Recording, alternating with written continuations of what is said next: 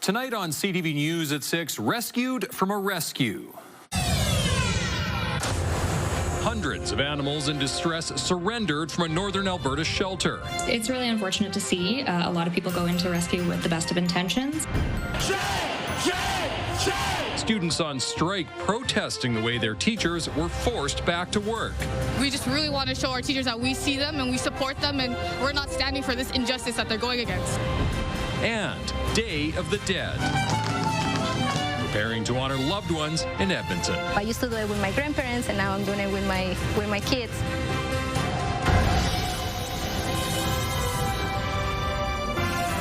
CTV Edmonton, local breaking news with Jeff Hastings. Good evening. An animal rescue agency in Valleyview has surrendered hundreds of cats and dogs to the RCMP. Police described the animals as needing urgent help because they were living in extremely poor conditions. They say it could be a case of animal cruelty.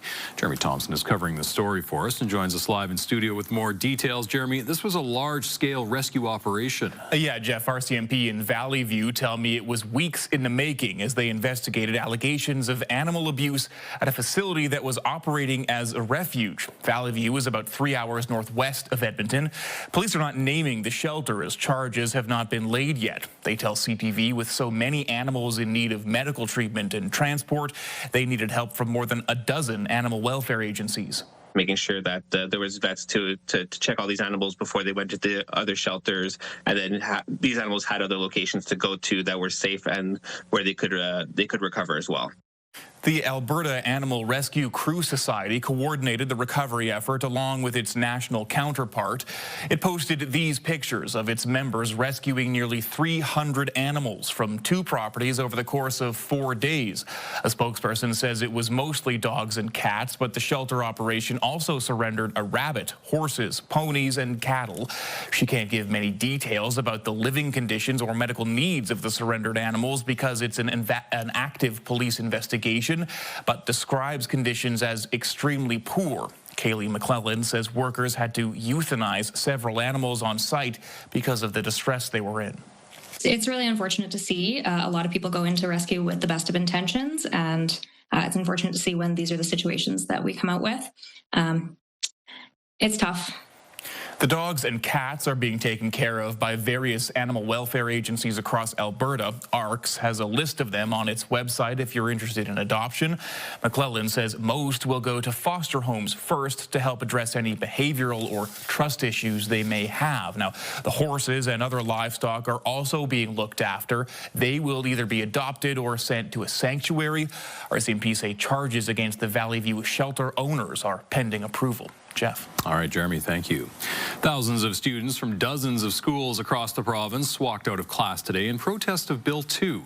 The legislation uses the notwithstanding clause to impose a contract and forced teachers back into classrooms. As CTV's Evan Kenny reports, students say their schools need to change. On the second day back to school, hundreds of students walked out, rallying at the legislature in support of their teachers. We are the future of Alberta. We are the future workers. We're the future doctors. We're the future lawyers. They need to hear us. They need to see us. They need to listen. These students say they know what issues schools are facing because they're in the classrooms every day. I'm rushing to class just to get a desk. I shouldn't have to come to class early to get a desk. I urge the government to just spend like a week in the schools and see what's going on. What do you want? When do we want it? Now! Across the city at the Alberta Teachers Association building, many students say the same. We just really want to show our teachers that we see them and we support them and we're not standing for this injustice that they're going against. We stand with students all over Alberta, from elementary to grade 12. Legislation forcing teachers back to school was passed early Tuesday morning using the notwithstanding clause. The province said this was to ensure no further harm is done to Alberta students. We have 740,000 students. I know there were a couple hundred here today, but I think the vast majority want to continue on with their schooling and return to normal as best as possible. In a statement, ATA President Jason Schilling says students are the ones who are directly affected by what's going on in classrooms. Organizing walkouts shows how much they care about their own education. Evan Kenny, CTV News, Edmonton. A strike vote is underway for more than 16,000 Alberta healthcare workers. The group of workers include licensed practical nurses and healthcare aides. Contract talks between the Alberta Union of Provincial Employees and Alberta Health Services broke down earlier this month. The union is asking for increased wages to reflect an increased workload. We're talking about a public service that is being underfunded for years, and currently in a chaotic situation, and that's why our members have had enough, and they're ready to take their fight to the street if this government doesn't recognize the importance of the work that they do. The voting period ends Monday. We've reached out to Alberta's finance minister for comment on negotiations and potential strike vote, and we're waiting for a statement. The Alberta Sheriff's Police Service is closer to becoming operational. Public Safety Minister Mike Ellis tabled Bill 4 in the legislature today. If passed, it would mean ASPS officers would be represented by a police association instead of a union if they choose to bargain collectively. Ellis says the labor framework is needed to support the service's operations and recruitment. You will see that police officers, once those folks who are peace officers who will eventually go through the training and to become police officers, they will, of course, be compensated somewhere consistent with other police services in the province of Alberta. Bill 4 also includes amendments to prevent future delays in accessing information through Clare's Law, which helps protect people at risk of domestic violence.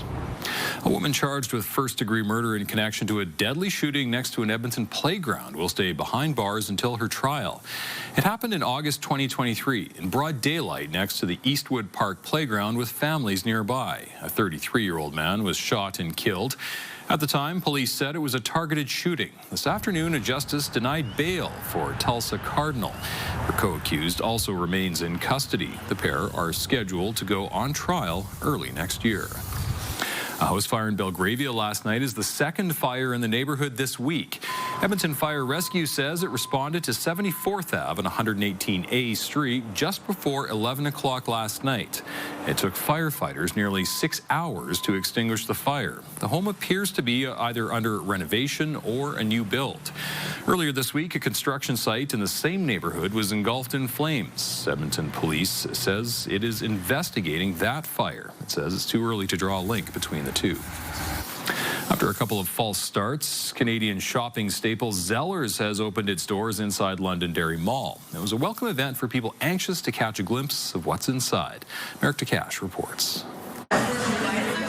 Deanna Miller was among dozens of people waiting for Zellers to open its doors this morning. I'm here because I used to work at Zellers a long, long time ago, and just curious to see what they're going to be doing with it this time. One, two,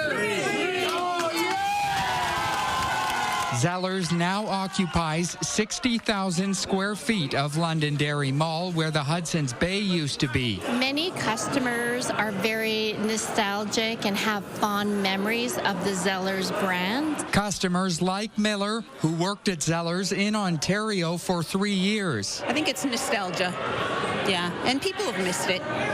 The cheaper stores, somebody to give Zeller or Walmart competition. This store will be missing some of the features of the old Zellers. It won't have a toy section, pharmacy, or a restaurant. Instead, the focus is on clothing and housewares, filling some of the void left behind by Hudson's Bay. Customers were really sad to see the Hudson's Bay go, along with other department stores like Sears. But we are so excited that Zellers will be opening up their store here to bring a modern take on the department store concept. This is the first Zellers to reopen in Canada, marking a welcome return to retail for some shoppers. This mall needs it too, to bring people in, keep it going. Merrick DeCash, CTV News, Edmonton. All right, an early look at weather now. Kaylin Mitchell filling in for Josh today. Kaylin. Thank you, Jeff. Well, let's take a quick look at our almanac for today before we get into the details of the Halloween forecast. So typical high temperature and low temperature this time of year. The high near +6, the low around -6. We were pretty close to that for today. And, of course, far away from the standing records for an October 30th, which includes a high of 21.7 set back in 1890 and a low temperature of -13.4 set back in 1984. I'm kind of glad that our Halloween isn't going to be as chilly as that one was this year. Let's take a look at that 24-hour forecast, and I'll get us into the details of our Halloween Friday. First of all, for tonight, it is clearing conditions. We're going to head down to a low temperature of around -5, but the temperature expected to come up a couple of degrees by 8 a.m. tomorrow morning, up to around -3. The high temperature tomorrow, 10 degrees, so a little bit on the milder side. We'll start to see some increase in cloudiness late afternoon into evening. By 8 p.m., the temperature down to around 8. And the reason why the temperature holds a little bit towards the milder side for this time of the year is those southeast winds, which will continue to pick up throughout the day, becoming gusty. In fact, I would expect some wind gusts to range 30 to 50 kilometers per hour by the afternoon and evening. Keep that in mind for any last-minute Halloween costume preparations. You want to make sure that they can stand up to those type of gusty winds. And think about your Halloween decorations as well.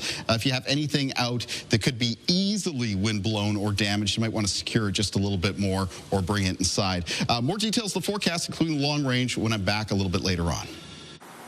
Still to come, Canadian summer tourism numbers have hit an all-time high.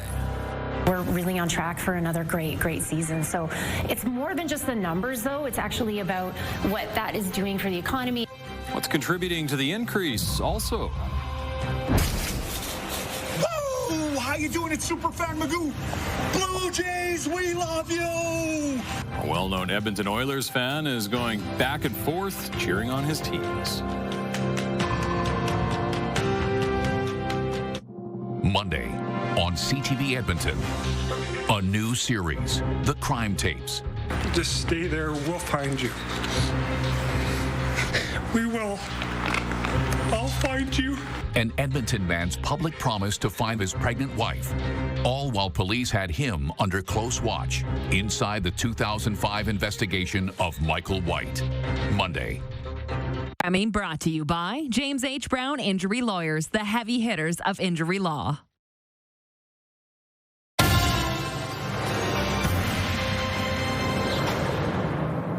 The Toronto Blue Jays are one win away from winning the World Series. Their postseason run has gotten fans across the country buzzing, and that includes a well-known Oilers fan who's going back and forth cheering on his teams.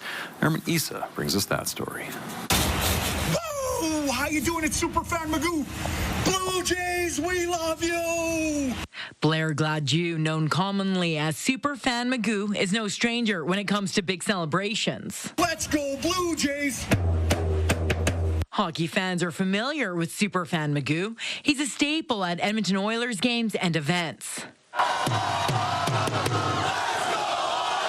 This month, he's been going back and forth between cheering on his Oilers and his Blue Jays.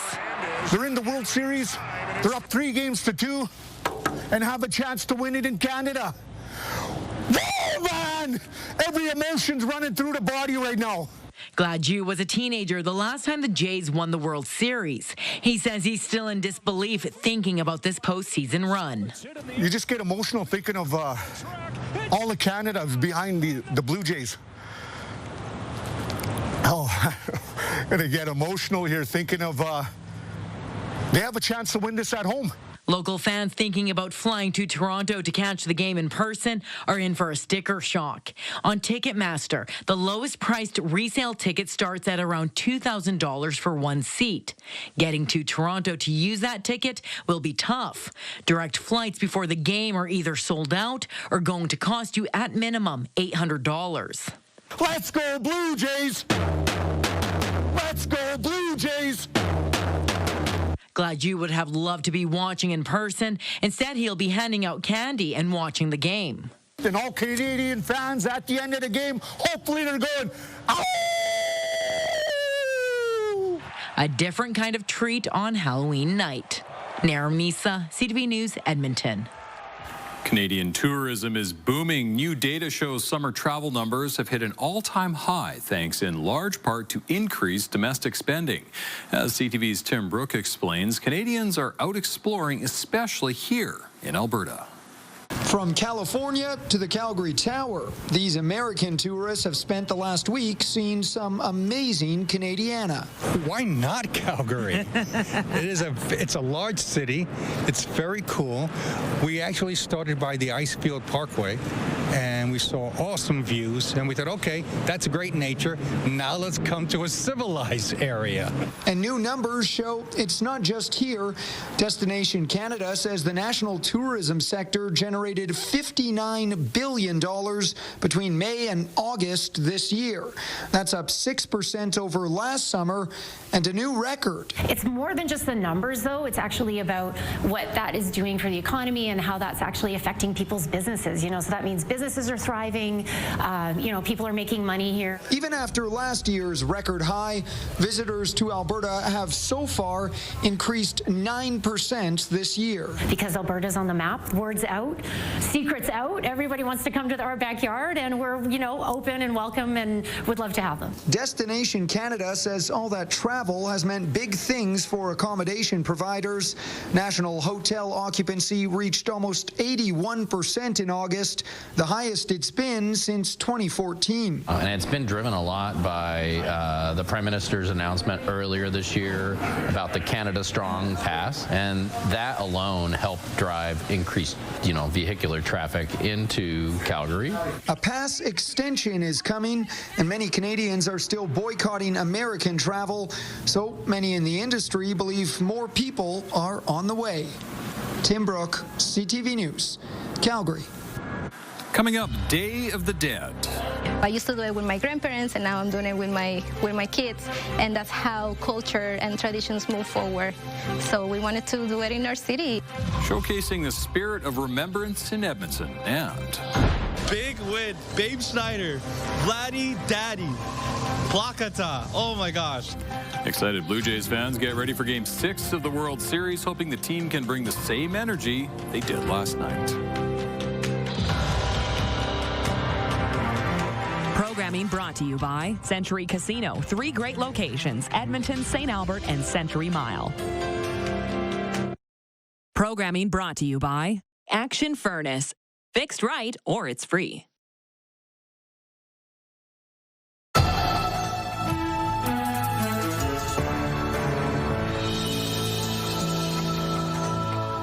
Members of Edmonton's Latino community are preparing to honor their loved ones this weekend during the Day of the Dead.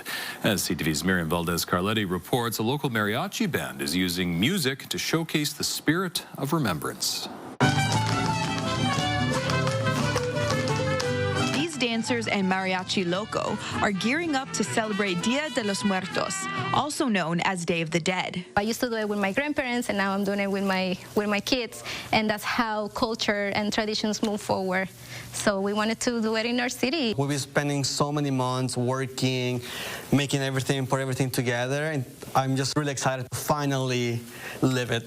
The Mexican holiday is celebrated between November 1st and 2nd. It's a time to honor and remember loved ones who have died. It's not only, a great celebration, but it's also a way to heal those wounds as an immigrant as well, being so far away from home. The 9-piece ensemble is performing at Westbury Theatre on Saturday. Lead singer Areni Perez hopes to bring the Day of the Dead alive in the city through art.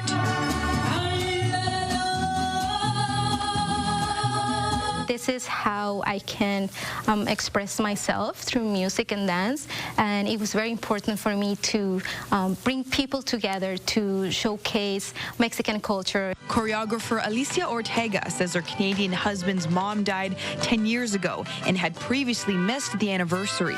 I told him not to be worried because that's why we have Dia de los Muertos, so we can remember all of them in a very loving way.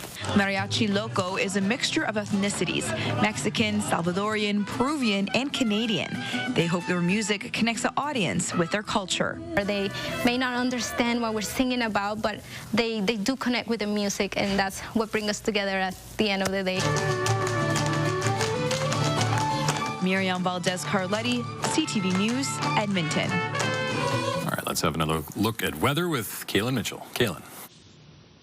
Yeah, thank you, Jeff. So we're going to be seeing some clearing conditions around Edmonton and northwestern areas of Alberta as we make our way through this evening. Towards the northeast of the province during the overnight hours, quite a bit of fog is expected to develop, especially in areas like valleys, and that'll be around first thing tomorrow morning. So if you're driving through those roads or along the highways in that direction, just be careful about some spots of reduced visibility, though visibility conditions should improve as we move into the afternoon and that fog begins to dissipate. Pretty sunny early afternoon in around Edmonton, Red Deer, Calgary, but some cloud cover will begin to increase over the mountains to the west of us. That cloud cover continuing to move into larger areas of Alberta as we head into Friday evening and Friday night, and accompanied by a chance of showers for northern areas of the province. So they might have to watch for a little bit of wet weather for their Friday evening trick-or-treating plans. The Edmonton area, though, should just be seeing some increasing cloudiness. Now, that round of showers basically clears into northern areas of Saskatchewan by early Saturday morning.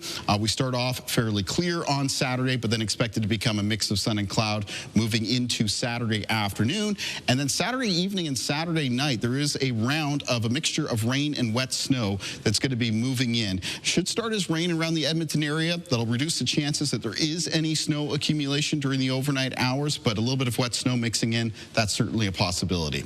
Low temperatures tonight across many areas of Alberta. In the north, falling several degrees below the freezing mark. In the south, falling into a range of around -2 to -7 for most communities. In the forecast for tomorrow in the northern areas of Alberta, we have high temperatures. It'll be mostly in the range of 4 to 10 degrees, a little bit milder in around Edmonton, getting into those gusty southeast winds. And then down through southern areas of the province, most of the high temperatures, high single digits and low teens. Taking a look at the 5-day forecast, again, we got a little bit of a light mixture of rain and snow set to come in Saturday night into early Sunday morning. After that, a pretty fair weather, but cool start to next week on Monday and Tuesday. One of the other days to watch here over the next several days will be Thursday of next week. There's expected to be some colder air in place by then, and some moisture. It's going to be coming in over the Rocky Mountains, so the combination could actually produce some snow for us. So that'll be on Thursday of next week. Following in behind that, though, it's clearing and generally chilly conditions into the following weekend. Jeff. Hey, thank you, Kaylin. There's an air of confidence in Toronto today. While the Jays had a workout late this afternoon, fans were also getting ready for Game 6. CTV's Allison Hurst has more. On the first pitch of the game, with a fly ball to deep left, Davis Schneider hit it out of the park. No way! No way! And no one loved it more than his dad.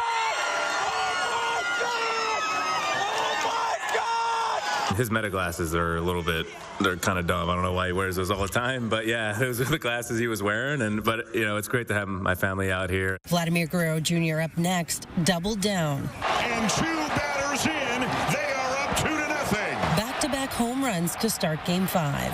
Oh my God, big win. Babe Schneider, Vladdy Daddy. Plakata. Oh my gosh, the first time ever in a World Series, back-to-back home runs to start a game. It's crazy. I can't believe this right now. But perhaps the biggest storyline of Game 5, starting pitcher 22-year-old Trey Yesavage and his dominance on the mound, setting a new World Series rookie record with 12 strikeouts. The guy's only 22 years old, and he's playing at like super high level. This is like unheard of. Stuff legends are made of. Yesavage silenced the star-studded Dodgers offense, holding them to just one solo home run. It's a crazy world, crazy world. Hollywood couldn't have made it this good. It's a different pitcher when he has his stuff. You know, Game 1 didn't have a feel for his split, so I'm kind of blown away at what he did. Also making his former pitching coach proud. This is an unprecedented outing in a lot of ways, but, you know, specifically with Trey being 22 and only being in the big leagues for 6 weeks, it's honestly one of the best outings, I think, in postseason or World Series history. The Jays are turning their attention to Game 6, a rematch between Kevin Gausman and the Dodgers' Yoshinobu Yamamoto, who in Game 2 pitched a complete game. Yamamoto does seem like he's a little bit, but I think it might be because we haven't played the Dodgers that much.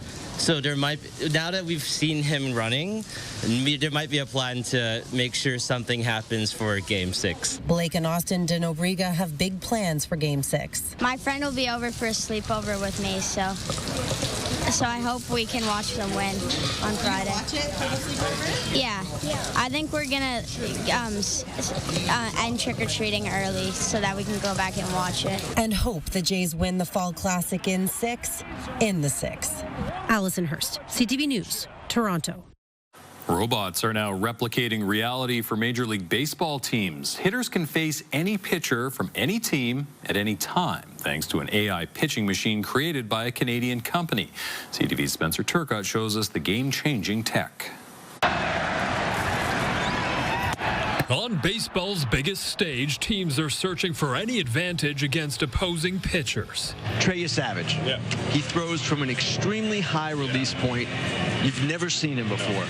How did you prepare for him? I mean, we did a lot of traject at home, getting used to him. The Traject Arc pitching robot, created by a pair of University of Waterloo grads, is shaking up Major League Baseball by replicating pro pitchers. You're actually able to visualize the delivery. And not only that, the machine will move left and right to any release point. The technology allows you to pick anywhere you want the ball to be thrown inside the strike zone. So, for example, this one's going to go up and inside to a right-handed hitter. The Mississauga-based company is working with 25 MLB teams and their affiliates. They can project directly on screen to scale the pitcher they'll be going up against while the machine emulates the exact release point. We actually doubled down on the ability to replicate the visual cues that the batter's going to see and go to that extra level of specificity to see that hand pronation. The advantage generally lies with the home team. At over 1,000 pounds, the Traject Arc doesn't travel with players. Both the Dodgers and Blue Jays have referenced it in recent weeks. It's something that's tough to replicate, you know, from video or Traject, whatever you want to call it. The Traject team is constantly adapting. Even rule changes like the ABS that's coming up next year, we were prepared for that. We have that integrated into our product, and the second that it's ready, we're ready for it. The tech has even forced some rule changes of its own. The teams are really the ones who lobbied to be able to use it in game with MLB.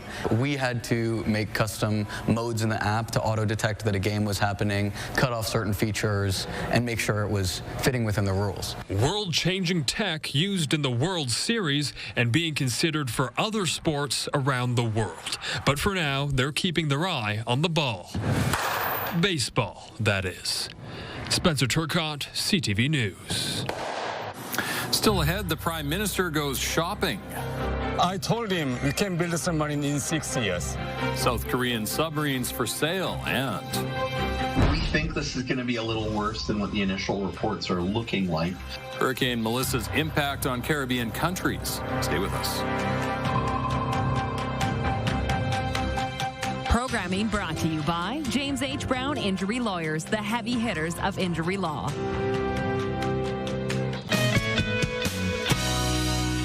Join me tomorrow on Your Morning Edmonton for Winter Car Care Series brought to you by Midas. How to keep you and your vehicle running strong this winter.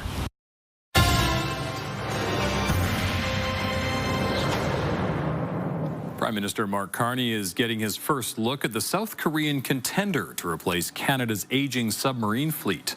On the margins of the APEC summit, Mark Carney visited the Hanwha shipyard accompanied by South Korea's president. CTV's Judy Trin reports.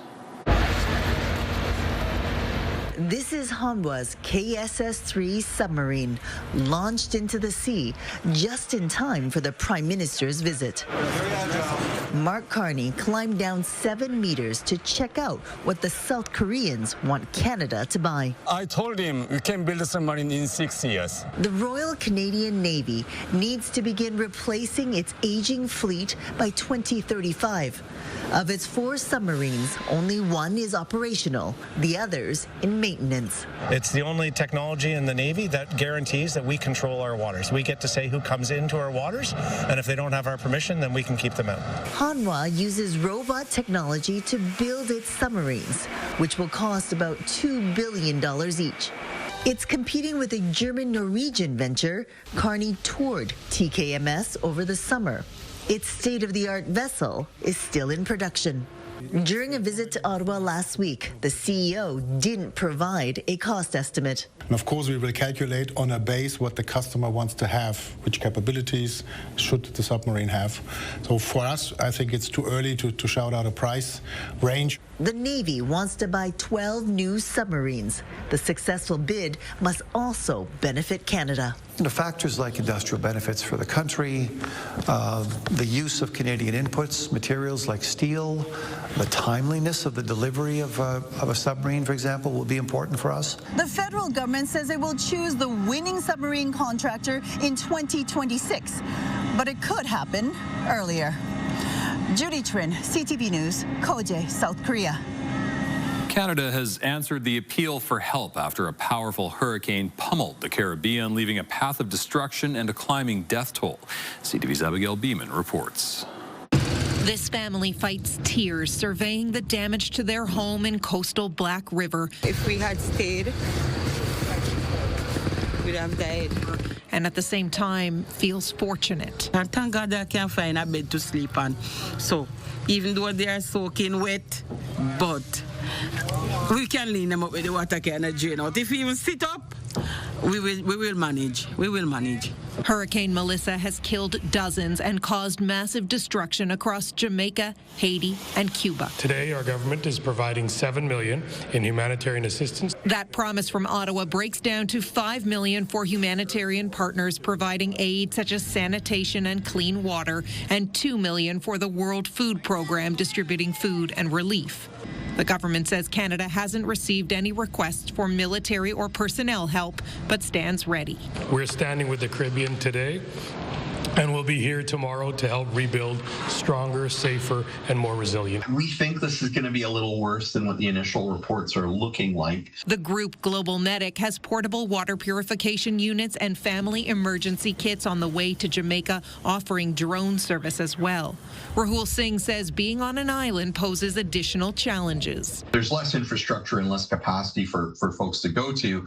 And then with the flooding, and then the flooding sitting there, you've got to get rid of that water. Tonight, Hurricane Melissa batters on towards Bermuda, downgraded to a still very powerful Category 2 storm. At this point, it's forecast to be a post-tropical storm as it passes Canada's east coast early Saturday morning.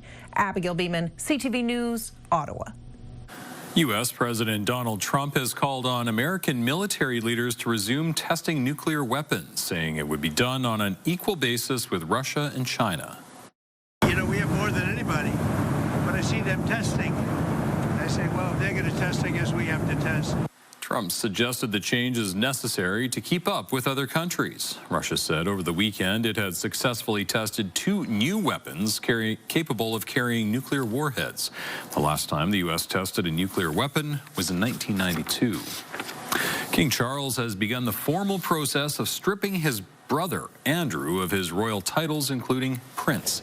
Buckingham Palace says he will now only be referred to as Andrew Mountbatten Windsor. He will also be forced to give up the lease of his residence, Royal Lodge, and move to private housing. It's the latest fallout from sexual abuse allegations made against Andrew and his ties to convicted sex offender Jeffrey Epstein. Andrew gave up other titles, including Duke of York, earlier this month. And police in France have arrested 5 more suspects linked to the jewel heist at the Louvre. Réalisé sur commission rogatoire des 2 magistrats instructeurs qui ont été désignés. This brings the total number of arrests up to 7. Officials believe 3 of the 4 suspects that were directly part of the heist are now in custody. The investigation has yet to uncover any of the stolen jewels, estimated to be worth over $100 million. An Alberta race car driver is tearing it up on the track in Italy. He's been setting records ever since he joined TCR Italy. CTV's Glenn Campbell reports. For the second year in a row, Calgary's Nicholas Taylor is the TCR Italy Drivers' Champion. Taylor says he felt a lot more pressure this season to defend his title. It feels like I have everything to lose. right? Whereas the year before, I was like, okay, nothing to lose, everything to gain. So it was a bit of a different mindset change, and it was a little bit more difficult overall, just mentally and I guess just racing with the competitors of mine. But no, in the end, we came home with a fantastic result once again. How good has Taylor been in his 2 years in TCR Italy? Well, he's racked up 5 race wins, which is a record. I don't think it's sunk in yet. You know, everybody around me is saying it's pretty spectacular and it's absolutely unbelievable to have now have a TCR racing record, like official world record in the TCR world under my name. It doesn't really feel real because I know some of my competitors who have been racing in TCR for 15 and 20 years have not achieved something like this. Taylor achieved the goal with only 2 years of racing under his belt. He's won every championship there is to win in TCR Italy. So where does he go from here? TCR Italy, there's nothing left for me. So I will shift my focus now to coaching in the TCR Italy. I will look for drivers from karting and bring them into TCR and shape them into what I've achieved in the TCR Italy world. But as for my racing plans, it's still quite unknown. Taylor can afford to be patient. With his resume, he's in a position to get paid, whatever series that happens to be.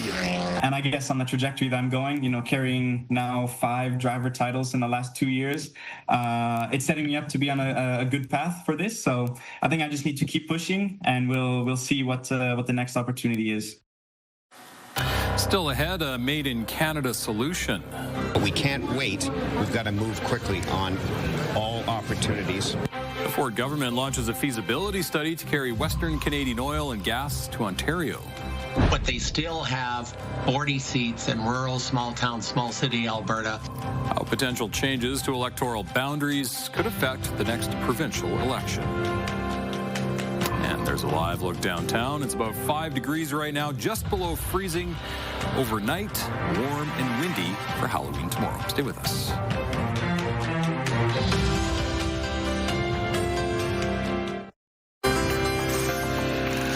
Checking on the markets, the Canadian dollar closed at 71 cents U.S. Oil up 9 cents, closing the day at $60.57 a barrel. Gold is up more than $15 on the day. The TSX finished the day higher, up 34 points. The Dow Jones lower, down 109. Ontario is taking steps toward the potential creation of a new energy corridor and pipeline from Western Canada. It's a feasibility study. The conversation's just beginning, but we can't wait. We've got to move quickly on all opportunities to build this corridor for a made-in-Canada solution. It'll open up the north, and it's good news for all provinces and all territories. The study will explore the benefits of building oil and gas pipelines from Alberta and Saskatchewan to new and existing refineries in Ontario. The government says the proposal will unlock new markets for Canada's energy resources while reducing dependence on the United States. Changes may be coming to Alberta's electoral boundaries, and several central Alberta ridings could be affected. The interim report of the Electoral Boundaries Commission was tabled at the Alberta Legislature earlier this week.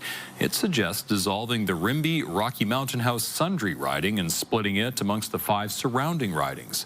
Those new ridings would be called Lacombe Rocky Mountain House, Musquecheese, Wetaskiwin, Ponoka, Sylvan Lake Innisfail, Mountain View, Knee Hill, and Banff Jasper. The province's 2 biggest cities would also see changes. Edmonton would gain 1 riding, Calgary would add 2. One political analyst believes the political landscape would see minimal change. It'll hurt the UCP a little bit because there's 2 new urban ridings in Calgary and another urban riding in Edmonton, but they still have 40 seats in rural, small town, small city Alberta. And, you know, and in the last election, they won 37 of the 41 seats, with the NDP winning 4. Changes will be in effect for the next provincial election in 2027. Ottawa has vowed to tackle the cost of living as many families struggle to make ends meet. CTV's Heather Wright takes a closer look at what's needed. In her spare time, Annetta Wozniak bakes. Cream puffs, tiramisu, beautiful cakes. It's a passion of hers, but also a way to try and make some extra money. It's a huge challenge to live in downtown Toronto. Wozniak is one of the millions of Canadians living paycheck to paycheck. She's a single mom and has a job, but is struggling. She uses the food bank where she also volunteers, but fears she may soon be evicted as she struggles to pay rent. I don't pay fully rent because I don't make enough My one income, it's not enough for me and my daughter. But I'm doing my best. With the Carney government set to unveil its first budget next week, people like Wozniak will be watching for anything that might make their lives more affordable. The Liberals have already announced plans to make the National School Food Program, which provides meals to 400,000 children, permanent.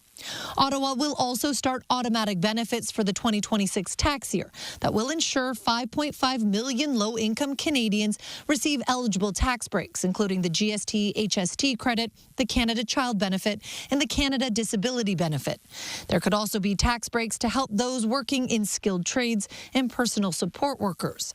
But financial experts caution it's unlikely the federal budget will include anything that will make an immediate impact on affordability. I can't imagine anything in the budget that is going to be even targeted specifically for you that's going to be material enough to take you from being in a situation of financial despair to one of financial success overnight. That's just an unrealistic expectation.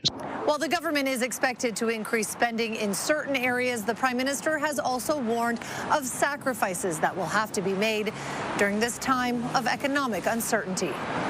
Heather Wright, CTV News, Toronto. Still ahead, staying safe on Halloween isn't just for kids. There's a sugar molecule called xylitol that when ingested can cause severe low blood sugar in dogs. Tips to keep your pets safe and stress-free. Stay with us.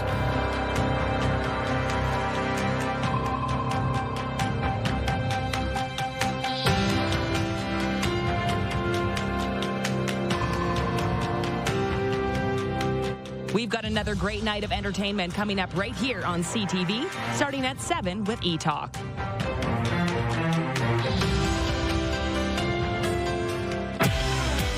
Friday on your morning, we get you ready for what's shaping up to be a warm Halloween day. Plus, if you want some last-minute costume inspiration, Metal Band Guar will join ahead of their Edmonton show. Your Morning Edmonton, weekdays. Programming brought to you by Superheroes and Blockbusters with your Edmonton Symphony Orchestra. Learn more at winspearcenter.com.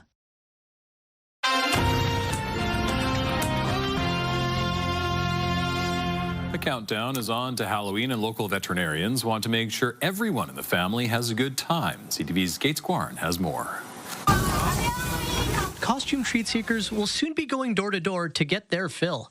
But chocolate and candy left in reach of pets could end up doing some serious harm.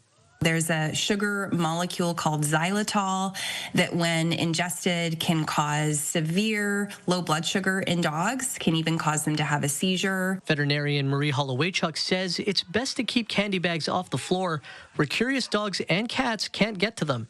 That doesn't mean they can't have a Halloween treat of their own. Plain pumpkin, unpainted, unglitter, no wax. You can puree that and give your animal a little treat because that is what they like a lot. Candy isn't the only thing that could upset our pets. Costumes, decorations, and noises of people coming and going can be overwhelming. Brenda Leonard with Scars says the best way to help is by creating a safe space in your home. It's really best if you can keep your animals away from the door in a nice room, set them up with maybe TV or radio going and some treats in there until all the commotion is finished with. And if your pet is getting in on the costumes, find one that's lightweight and doesn't block their vision to keep them comfortable. If your pet is tagging along trick-or-treating, both Leonard and Hollowaychuk say to make sure they have ID and are chipped, and to keep dogs on a leash. We want Halloween to be fun for everybody, and of course that includes our pets. So we want this to be enjoyable. And remembering just a few tips can make Halloween not just fun for pets, but safe too. Gates Quarren, CTV News, Edmonton. Okay, one last peek at weather and what you can expect for tomorrow, Halloween. Kaylin. And I thought we could do a quick recap of the conditions to expect for our Halloween Friday. It's looking like a pretty nice one for Edmonton this year. We are into some southeast winds. Those will get progressively gustier as we move from the morning into the afternoon. So that is something to be aware of. Some of the peak wind gusts coming up between 30 and 50 kilometers per hour. But it keeps the temperature slightly towards the milder side for the end of October. We'll see some increasing cloudiness as we move from the afternoon into the evening. But generally speaking, it's looking like it's going to be a pretty fair weather Halloween. Jeff. All right, thanks, Kaylin, and thank you very much for sharing your time with us. For news anytime, visit ctvnewsedmonton.ca. Have a good evening.